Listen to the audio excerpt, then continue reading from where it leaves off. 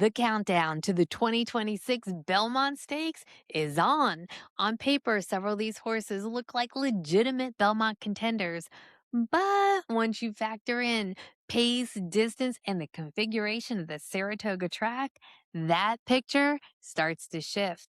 Now, I'm going to take you contender by contender and outline each horse's strengths and vulnerabilities and how they fit this specific race. How will you find your winner? Facts and figures are going to give you that winning edge. I give you the stats, you make the picks. I'm Maura from Trifecta and a little bit extra, and today we're going to evaluate every contender in the Belmont field and highlight how they fit the winning profile for this race. Now, I recently released a video outlining 7 important factors that help us identify the winning profile for the Belmont at Saratoga. And the at Saratoga is really important. This is a different track and a different distance, 1.25 miles. So in order to find that winning profile, I didn't analyze Belmont winners. Oh no. I looked at Travers winners, another big race for 3-year-olds right here at Saratoga going this distance. Now, if you haven't watched that video yet, I really encourage you to go ahead and watch it, and you can find it right here. I want you to understand why these factors are important. The factors I identified are this. Post positions 4 through 7 have the greatest advantage. Running style, being forwardly placed, meaning no more than 3 lengths off the leader at the half call, so important. Late resilience, conditioning, meaning they've got a May race. Prior Saratoga experience can really be a plus, and having a top jockey that knows how to get around Saratoga is an advantage. One more thing, being proven at the longer distance and having a win or a place is key. But remember this, stats are just stats. They can help us in our handicapping process, but they're never absolutes, especially when we're talking about 3-year-olds whose performances can just change overnight. Now, before I jump into the race, let me remind you this. Horse betting is not legal everywhere, so if you're betting, make sure it's legal. Now let's begin where I always like to, and that is the foundation of the race architecture. The start of this race is at the top of the stretch. That gives horses time to get in that position before they hit that first turn. Now, when I look back at the history of the Travers, outside posts, they didn't fare well, but guess what? We only have 9 horses in this race. Now, going back through the history of the Travers, nearly 2/3 of the winners that I looked at came from posts 4 through 7. So those middle posts, they have an advantage. Remember, horses don't want to get caught wide going around that first turn. This is already a long distance race.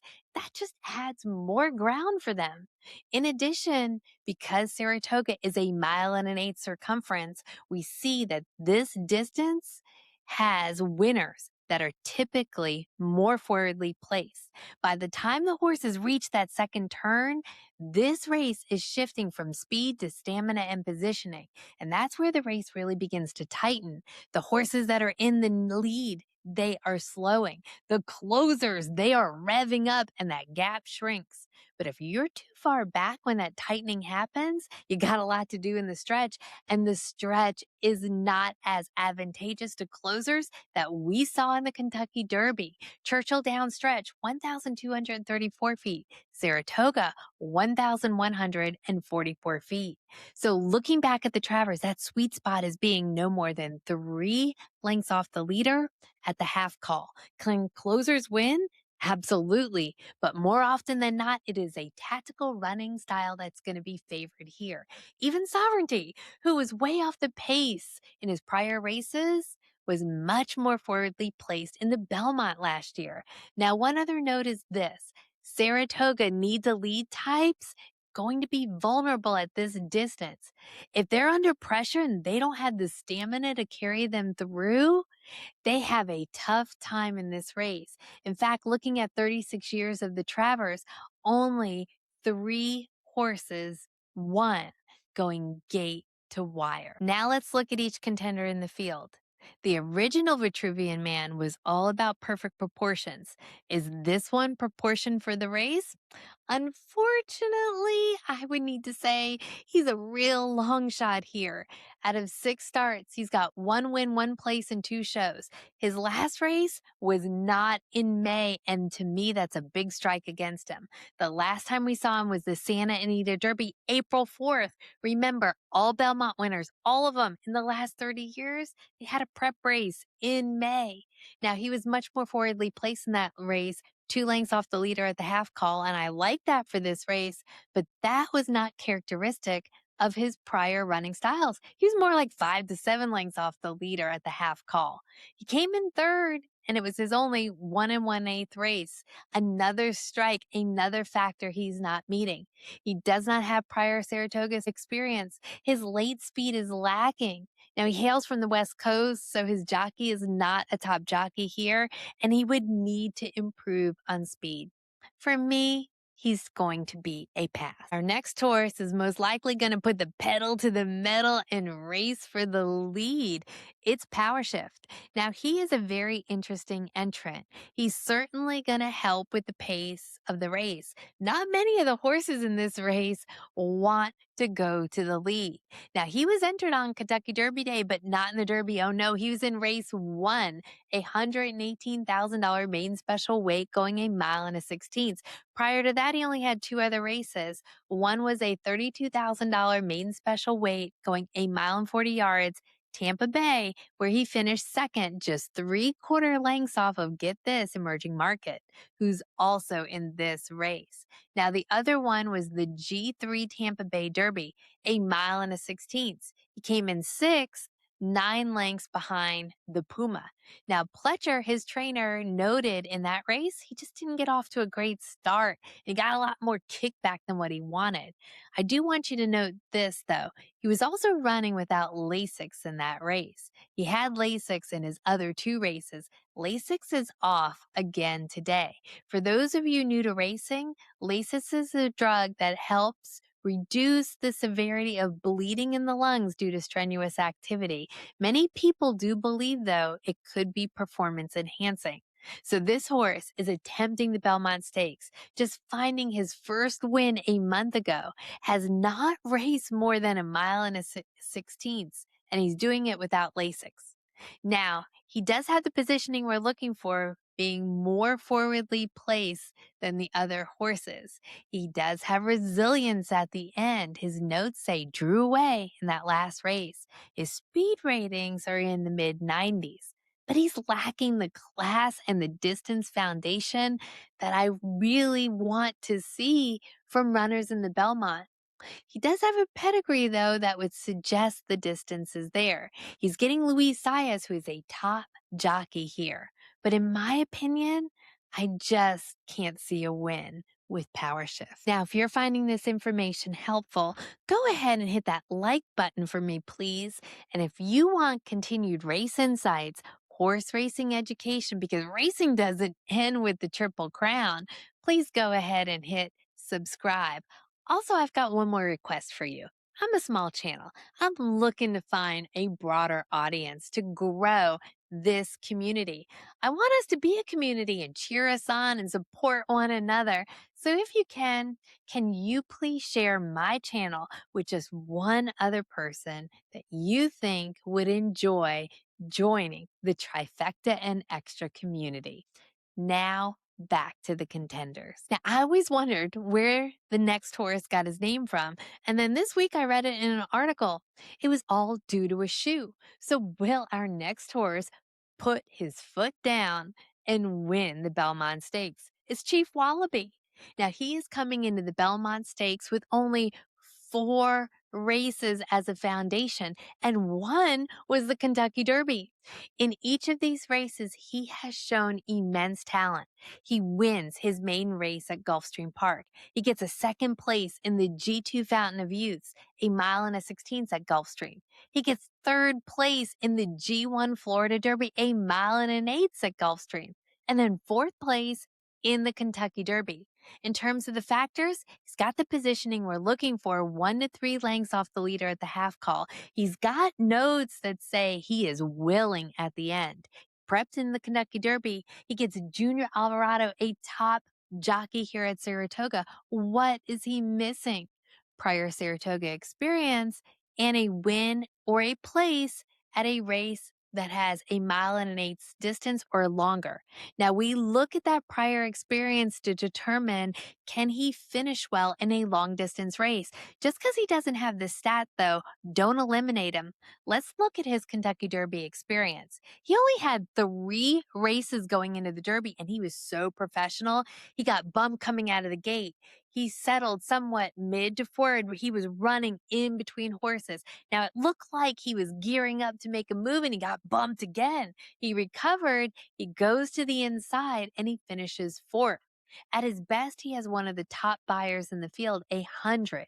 And you get Sovereignty's winning team of Belmont and Junior Alvarado. He's also got a bullet workout right here at Saratoga. I love to see when they're training well here at Saratoga. This horse is an elite win contender, in my opinion, but he has to show that he can improve and turn the tables on some of the other horses, like our next one. Our next horse, he's a fighter.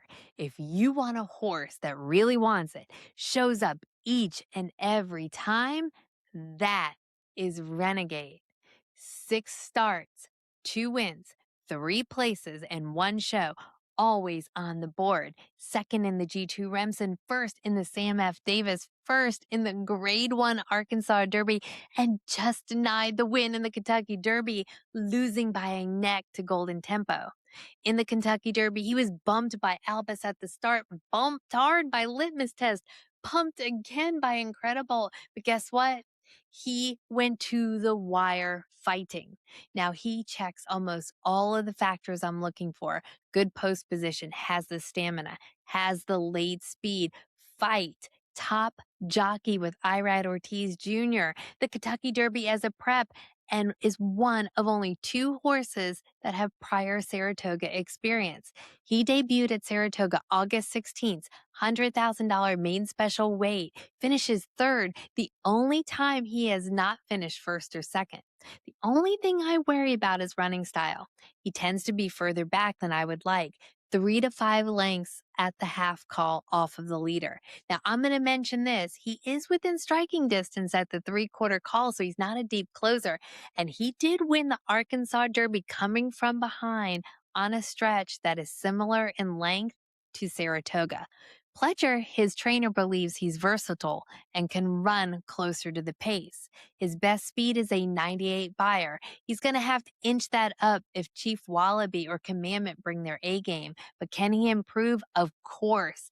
Leading up to this race, he's putting in some strong workouts right here at Saratoga. For me, especially if Irad Ortiz Jr. can just inch him up a bit, elite win contender. Chad Brown has 3 horses in this year's edition of the Belmont at Saratoga, and Ottino is one that we haven't seen since April in the Toyota Bluegrass at Keeneland. For me, this is a big angle he is missing. All of the Belmont winners in the past 30 years, they prepped in a May race. Doesn't mean it can't be done. No, it's just something we have to be aware of. Now, he qualified for the Derby, but he bypassed it. Chad Brown thought his development was behind the other horses competing in the Kentucky Derby. He wanted to point him to the Preakness or the Peter Pan, but he had a foot issue. Now he's coming to the Belmont Stakes. Can he overcome this miss in conditioning? 4 starts with 1 win, 1 place, and 2 shows. This is a horse, though, that is built for distance. He's by Quality Road out of a Giant Causeways mare. He's the half brother to Gunrunner, and 3 of his races have been at a mile and an eighth. And he does have that extra kick at the end, something we want to see. His notes in the Bluegrass say, ran on. Now, the Bluegrass was the first time he's got blinkers on, and he really improved in that performance. But also note this, he was beaten by Further Ado by 11 lengths. His jockey, Dylan Davis, is one of the best here at Saratoga. But his running style is 4 to 5 lengths off the leader at the half call, so a little bit further back than I would like. He does not have Saratoga experience, and he's going to need to improve his speed to compete. His pedigree is very intriguing, especially for underneath. But I see too many challenges for that top spot. Now, if you want growth, look no further than Growth Equity, a new entrant on the Triple Crown Trail, trained by Chad Brown. 4 starts, impressive resume, 2 wins, 2 places, always in the exacta. Now, while he's coming to the Belmont as the winner of the Grade 3 Peter Pan, a key prep race for this race, just note this: the Peter Pan has only produced 4 winners in the past 30 years. And this horse, including the Peter Pan, he has not faced the class of runners that some of the other horses have competed against. In fact, this year's edition of the Peter Pan, only 5 horses. But don't overlook what Growth Equity brings to the table. You may not have the class of the other horses, but this is a horse that is improving in each and every race. And in terms of our factors, he is checking a lot of the boxes. He's got that right running style we're looking for, 1 to 2 lengths off the leader at the half call. The notes from the Peter Pan say driving, he was going all the way through the wire. He's got a win at 1 1/8, the Peter Pan, but I do want to point this out. He's on a good track. He's got a top Saratoga jockey in Manny Franco, and he's one of 2 that has Saratoga experience. So what does he need to prove? One is the class, and the second, the extra distance. Right after the Peter Pan, Chad Brown said he wasn't really sure he wanted to run him in the Belmont. He said, hey, he handled the 1 1/8 well, but it was going to see a wait and see approach. But then later on, explaining why Growth Equity was entered into the Belmont, Brown said he looked at his improving pattern. The fact that the more distance he gave him, the better this horse ran. His pedigree is by a Derby winner, Nyquist, and his form was top. Now, from a speed standpoint, he will need to improve. His top speed is only a 93. And post position 6 may be further to the outside than Brown wanted. He said he wanted a post on the inside for a ground-saving trip. Questions to answer? Yes. But he's got a lot of positives going for him. In my opinion, he is a long shot threat. Our next horse wants to lay down the law in the Belmont Stakes. It is Commandment. Now, this is a horse that I really liked in the Kentucky Derby, but many times horses that go into the Derby, they do not perform as you expected. And that's because the Derby is just controlled chaos. And boy, did we see that with Commandment. It all started at the gate. He was a step slow. He had to go wide so many times. Now, it looked like he was going to make a move in the stretch. But then he gets jostled by Oselli and knocked into another horse. He finished 7th, 5 lengths behind the leader. But this horse has 6 starts, and get this, 4 wins. Outside of the Kentucky Derby, the only time he didn't win was his very first race. He wins the Mucho Macho Man Stakes by 6 lengths. He bested Chief Wallabee twice, the G2 Fountain of Youth, and the G1 Florida Derby. So if you like Chief Wallabee, how do you not like Commandment? In the Fountain of Youth and the Florida Derby, he gets buyer speed ratings in the hundreds. Now, in terms of the factors that I'm looking at, he meets them all but prior Saratoga experience and running style. He tends to be 3 to 4 lengths off the leader at the half call, but get this, he's closer than Renegade. Now, he has a very strong workout leading into this race, and he gets John Velasquez, a top jockey here at Saratoga. Johnny, just inch him up just a bit, will ya? For me, elite win contender. Are you ready to get a little bit extra? Because I have a newsletter just for you with all the extra news, race insights, behind the scenes looks, and more. Just head to subscribe.trifectanext.com or use this QR code right here. Now, just know this, after you fill out the form, I'm immediately going to send you an email. You have to open it up. You have to click the button on the inside that says confirm my email to get on the list.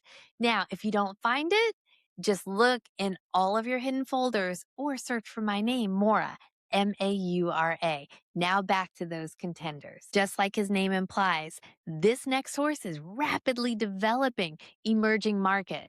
Now, this is an extremely talented horse who attempted the Kentucky Derby with only 2 starts going in. Those 2 starts with both wins. First, he wins a mile and 40 yards at Tampa Bay Downs, a track known for being deep and sandy. 97 buyer. Then he immediately jumped into the Louisiana Derby, a mile and 3/16. That type of distance and class jump, impressive. Not only did he win, guess who he won against? Golden Tempo, Kentucky Derby winner. Then comes the Kentucky Derby. Now he's looking to do what no other horse has done since Leonidas in 1883, win the Kentucky Derby with only 2 races going in. He had an impressive pedigree for the 10 furlongs, Candy Ride out of an Empire Maker mare. Now, leading up to the Derby, I saw him working out on the track. He was beautiful. He just glided over that surface, and he had that beauty on Derby Day. He stayed just behind the lead pack. He got over to the 2 path, and he stayed out of trouble, but then he flattened. He didn't have that oomph. He finished 10th, 7 lengths behind the leader. Turns out he lost a shoe. Brown said he had a sore foot for a few days, but now he's fine. And also remember the pace on Derby Day, very swift. He's not going to have a swift pace here. Not a lot of horses want to go to the lead. In terms of the factors, he has all of them except for Saratoga experience and the one that bothers me most, that late resilience. I want to see a horse that's driving through the end, but I guess you can't do that without a shoe. Brown said that the horse is training super strong and is thriving at Saratoga. All in all, in my opinion, elite win contender. Golden Tempo, our golden boy, the winner of this year's Kentucky Derby. 5 races, 3 wins, and 2 shows. Now, all y'all know how much I love this horse going into the Derby. If you saw my Derby video or you read my newsletter, the stars they were aligning for him, the fast pace, the stamina, the pedigree. And the fact he'd been able to close on a very speed-friendly track in Louisiana leading up to the Derby, no small feat. But I hate to say it here, I just think he's going to be challenged. I'm not saying he's a one-hit wonder, oh no, just that he doesn't have a lot of speed to run into. Now, using the factors, he can get the distance. He won the Kentucky Derby. He's got that late speed, that extra oomph to push him through the wire. He's got Jose Ortiz, a top jockey here at Saratoga. He's also really classy. Out of the 5 races, 4 were graded stakes, meaning he has faced those stiffer competition. But what worries me the most is his running style.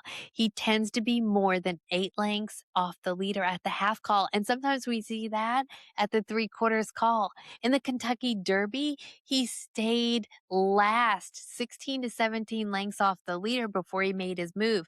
And that works for the Derby because he stayed out of the chaos and he had that long runway of a stretch to make that one big run. But at Saratoga, it's much more difficult for deep closers to win these races. Now, can Jose get him closer to position like Junior Alvarado did with Sovereignty? Possibly. It's just not his natural running style. Cherie DeVoe did say where her horse ends up is going to be all up to Jose. Now, a few other things to note. He doesn't have Saratoga experience, not necessary, but is a plus, and he will need to improve his speed. Best speed is a 95. Other runners in this races have higher buyers than that. I also want you to note he's got very strong workouts at Keeneland leading up to this race. Now, for me, even though I'm a huge Cherie DeVoe fan, I do like him more for underneath than as the winner. But I do hope that he proves me wrong. This is my favorite part of the video. You know how much I really appreciate this community, and I want to hear from you. Who do you like in the Belmont at Saratoga and why? Drop it in the comments below and go see what other people are saying. Let's make this a community where we're just like at the track. We are cheering each other on, supporting each other, having fun talking everything racing. Like, subscribe, and share. And don't forget about my newsletter. I hope you all find your Belmont winner. and sashay away with your money. Until next time, cheers.